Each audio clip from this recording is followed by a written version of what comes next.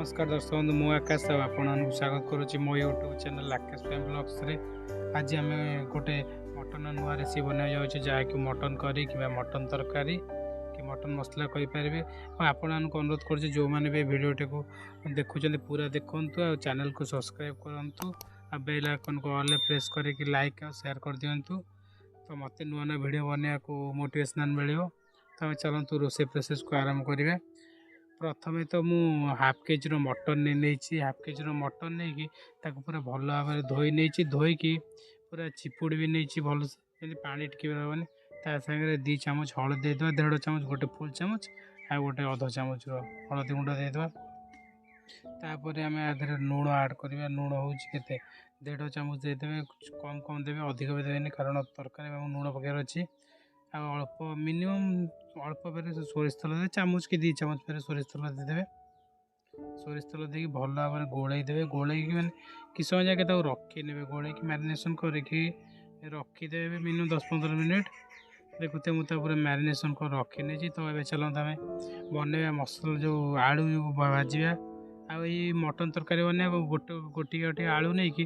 मझी फाड़ फाड़ करके काटी ने जदि आप माने आपको जी अनुजाई आलू पकेवा तो पकईदेवे सेमती ना गोटे पकेबी 2टा पकेबे। तो मु 4टा खंडे आलू काटी नहीं जाइए। तो ये आगे आलू को आम भल भाजी नवा पूरा हाई फ्लेम करके पूरा आलू भाजी ना आम आलू भाजी हो मसला आरम्भ करा। मु 1.5 चामच धनिया नहीं 1.5 चामच जीरा नहीं 2-3 डाली चीनी नहीं 2-3टा तार जावित्री नहीं तार अलैच नहीं 5-6टा कंचा लंका नहीं गोटे तेजपत्र 10-15 गोलमरीच या आम ब्लेंडिंग जार ना पूरा मिक्स करके पूरा पाउडर करनवा। पाउडर फास्ट प्रथम पाउडर करदे पानी देवेनि देखते पूरा पाउडर हो जाए पूरा भल भाव में। तापर आम काटी रखी था रसुण 15-16 पाकड़ा गोटे जो काटी रखी था पियाज ऐड करने आ 1 इंच अदा ऐड करके मिनिमम अल्प पानी देदेवे 5-6 चामच पानी नहीं पेस्ट बनने देखते पेस्ट बनने आम आलू को देखिन आलू अवस्था कौन हो देखते आलू पूरा भल देखते आलू पूरा भाजी कि मोर पोड़ी जाए आप पोड़े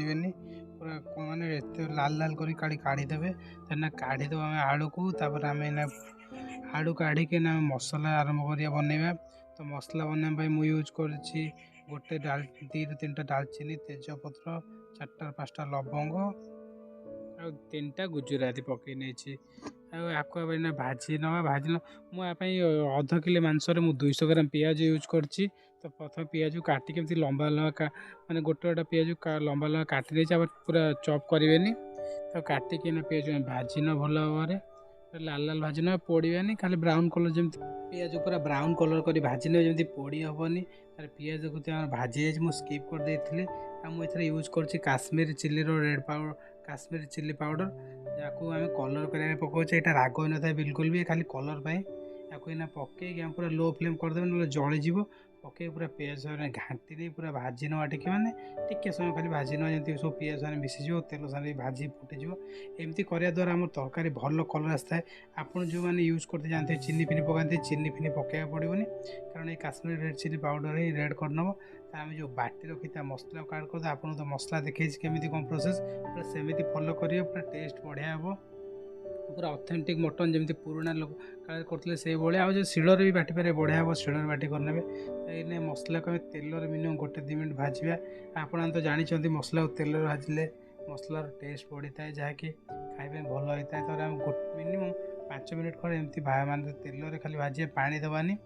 5 मिनट हो गला तार आम अल्प किसी पानी देदेवा कारण पानी नदेले आम पोड़ी जीवना से जो आप बाटी नहीं ब्लेंडिंग जार ता देहर मिनिमम अल्प पानी देकी देखते मसला पूरा भल हो जाए तार लुण आड करनवा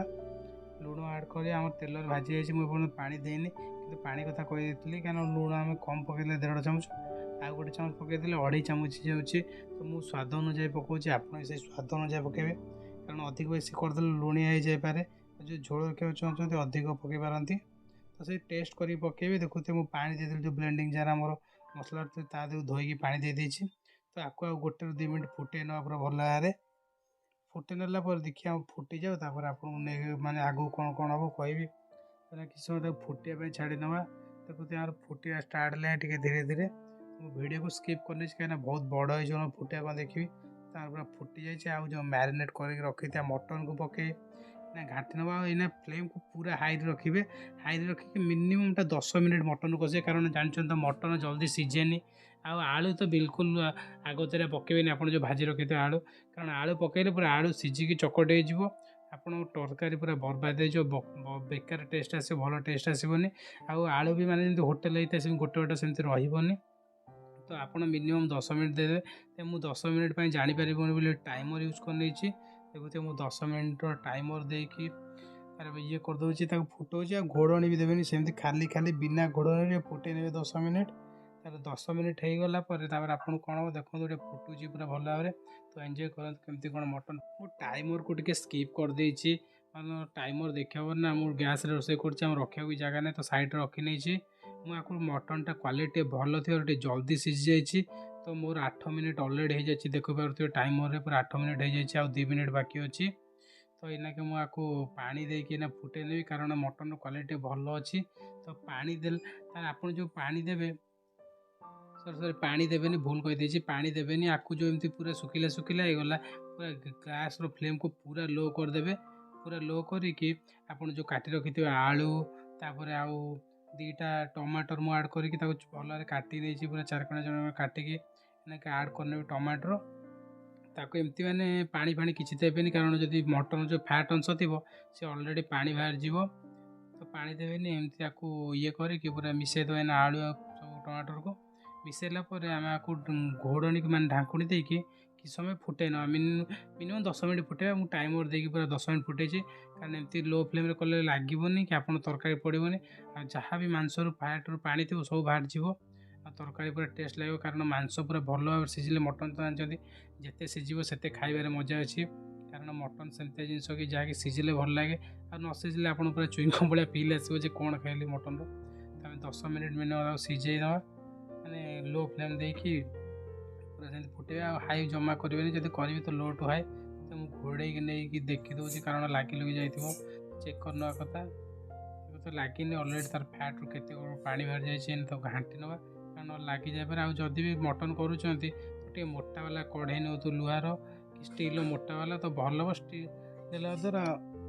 मटन माने सीझ जल्दी आउ पोड़बन देखते मोर अलरेडी 10 मिनिट हो जाए तो मु गैस फ्लेम को लो कर पूरा लो रे अच्छी 10 मिनिट हो गला आम मटन को ये करना काढ़ी नवा कारण आम जब चाहिए कढ़े तो जगह होनी सीझा गोटे ये हम आप प्रेसर कुकर देकी सीझे देवे तो भल सीझीज मिनिमम लो फ्लेम रे 2टा सीटी देदेवे आ हाई फ्लेम रे 2टा सीटी 4टा सीटी देकी पूरा ये करदे तरकारी आप मस्त बन मुझे सब काढ़ी ने कारण कढ़ई हेनी आप चाहिए कढ़ई करें कि अधिक समय लगे प्रेसर कुकर जल्दी हो देखते पूरा 10 मिनिट कंप्लीट हो गला आपको प्रेसर कुकर को काढ़ी ने देखते प्रेसर कुकर काढ़ी नहीं आप जो गरम पानी देवे सब तरकारी मुझे जो तरकारी करूँ मुझे कढ़ई बनई से मटन तादेह मुझे मसला लगे तादेह पानी दे फुटे गरम कर नहीं गरम कर गरम पानी द्वारा तरकारी भल आसे कारण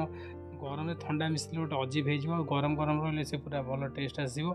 या ढाकुणी देकी 2टा लो फ्लेम रे आ 2टा हाई फ्लेम रे सीटी देदेवा तो मुझे स्किप कर देछि कारण बहुत टाइम लगे मिनिमम 20 मिनट खंड लगे 4टा सीट देवाक देखते मटन तरकारी केते जुसी और केते